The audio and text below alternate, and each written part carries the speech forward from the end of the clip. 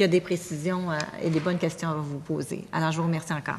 Merci, chers collègues. Monsieur le Président, certains d'entre vous ont une bonne mémoire, alors savent que j'étais le ministre responsable du dialogue avec la communauté anglophone. Alors, je vois Dan, Sylvia, je vous salue tous, je suis très heureux de vous revoir.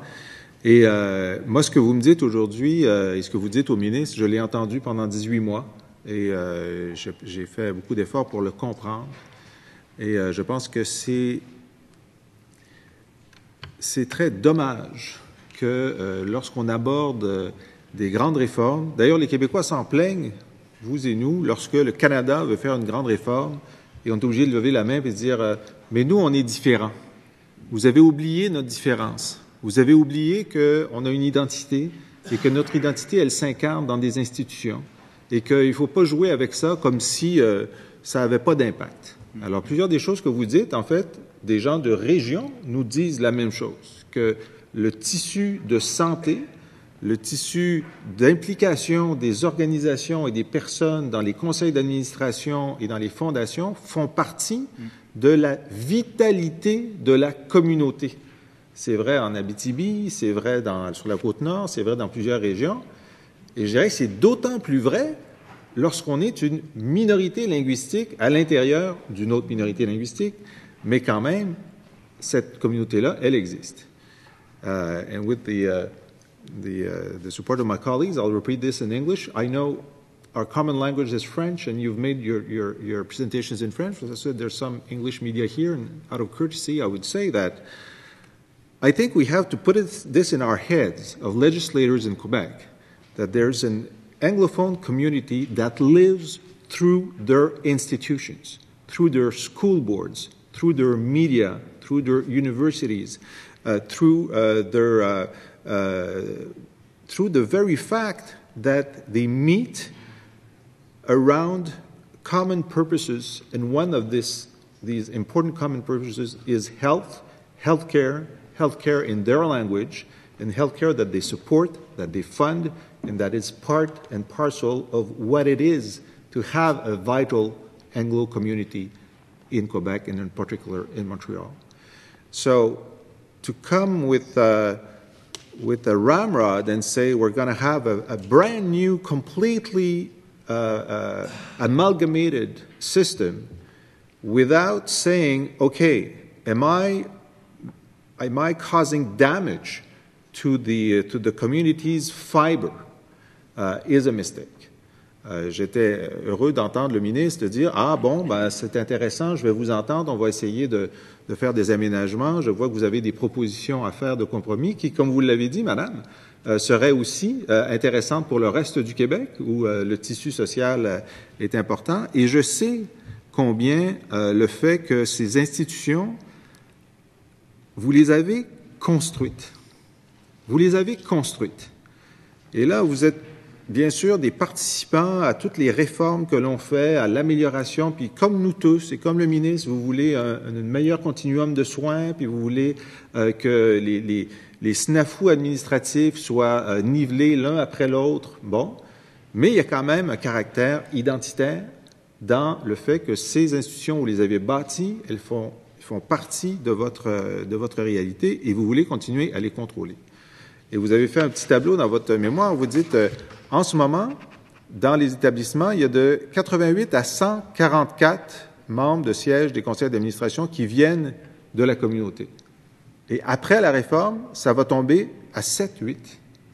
Alors ça, ce sont des gens qui sont engagés, la plupart du temps bénévolement, pour donner de la valeur à vos institutions. Et là, on va leur dire, restez chez vous. Restez chez vous. Alors ça, je pense que c'est une dégradation importante, puis vous pouvez compter sur nous pour porter votre message de comment ces institutions font partie de la vitalité et de la fibre locale. Et là, on le dit au ministre de la Santé, mais on dit aussi au ministre du Développement économique qui veut abolir les CLD, on le dit au ministre des régions ou de la municipalité qui veut abolir les CRE, enfin, toutes les institutions qui donnent de la participation collective, du lien, et qui, d'après ce qu'on voit, ne font pas partie de l'univers mental de ce gouvernement-ci. Je n'ai pas dit du Parti libéral, parce que le Parti libéral a beaucoup construit avec nous ces institutions, mais ce gouvernement-ci semble penser que le top-down, c'est la dernière mode et c'est ce qu'il faut faire. Alors, je voulais bien établir le sentiment partagé que nous avons là-dessus. Et la question que j'ai à vous poser aussi, c'est, évidemment, on a, à travers la loi 101, puis de façon parfois tendue, parfois consensuelle, réussi à établir un équilibre entre notre volonté de français langue commune et langue officielle, mais la nécessité absolue de donner des services en anglais aux membres de la communauté anglophone, et aussi la nécessité de reconnaître des institutions de la communauté. Et là, la difficulté qu'on a, c'est que comment est-ce qu'on va faire survivre la reconnaissance des 22 institutions de santé anglophones dans ce nouveau système-là, sans faire en sorte que les 6 deviennent bilingues, ce qui romprait l'équilibre, puisqu'on ne veut pas que les 6 deviennent bilingues, parce qu'ils vont avoir l'autorité sur beaucoup d'institutions qui ne sont pas bilingues, qui donnent des services en anglais, mais qui ne sont pas bilingues. Alors, comment est-ce que, sauf de renoncer à la proposition, ce qu'on voit un peu dans certaines de vous dites c'est une catastrophe pour les établissements. Bon, alors, comment éviter cette catastrophe si on veut avancer un petit peu? Quelle serait votre proposition? Monsieur le député, je comprends bien votre question, et puis la protection des droits linguistiques minoritaires est bien sûr issue d'un compromis. Un compromis qui a été légiféré par des modifications à la Charte de langue française en 1993.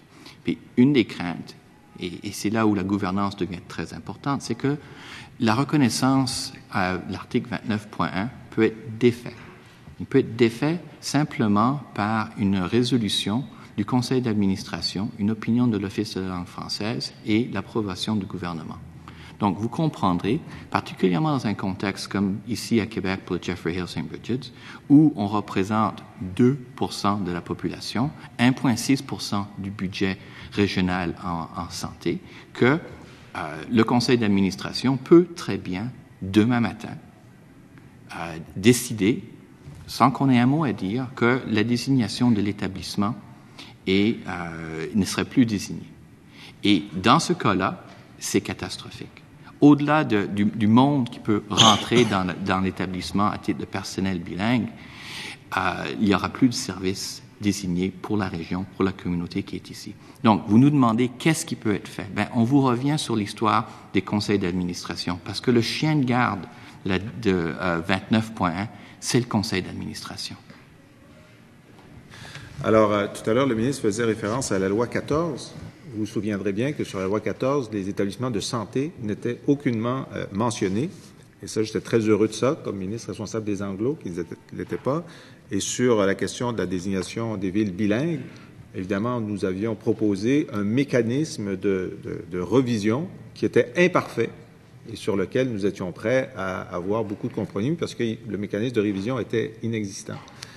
Et moi, ma position que j'avais établie, c'est que la décision finale doit revenir à l'institution.